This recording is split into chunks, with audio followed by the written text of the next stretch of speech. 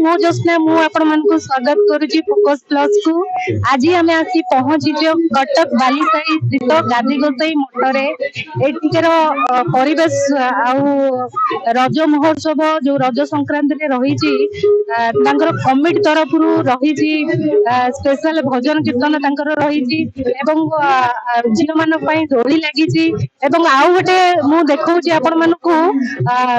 रही तास खेल आसतु देखा एठारे केमिति दोली उपभोग करूचंदी जने मैडम को पचारिबा मैडम थैंक यू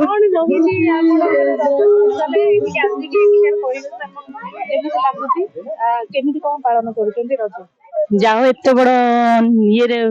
रजटा को करुछंती सेति हम बहुत खुशी हेचु प्रथम आरंभ करछंती जाओ समस्त एंजॉय करूछु आसीकी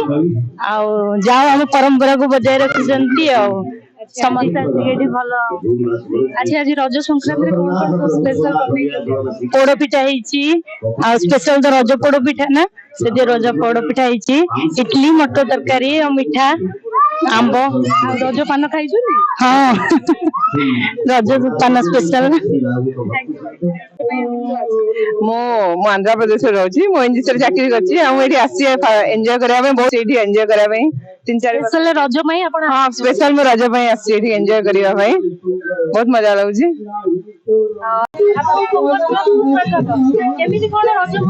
रज मौज पूरा पूरा सजबाज खेलु सब ओडिया अस्मिता ओडिया परंपरा 12 मासे 13 पर्व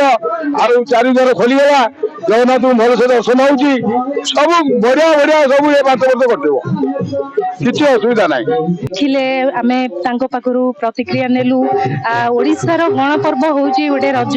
एवं एटा होची ओडिया घरर परंपरा और सांस्कृतिक गोटे पर्व कटक रु ज्योत्स्ना सामल रिपोर्ट फोकस।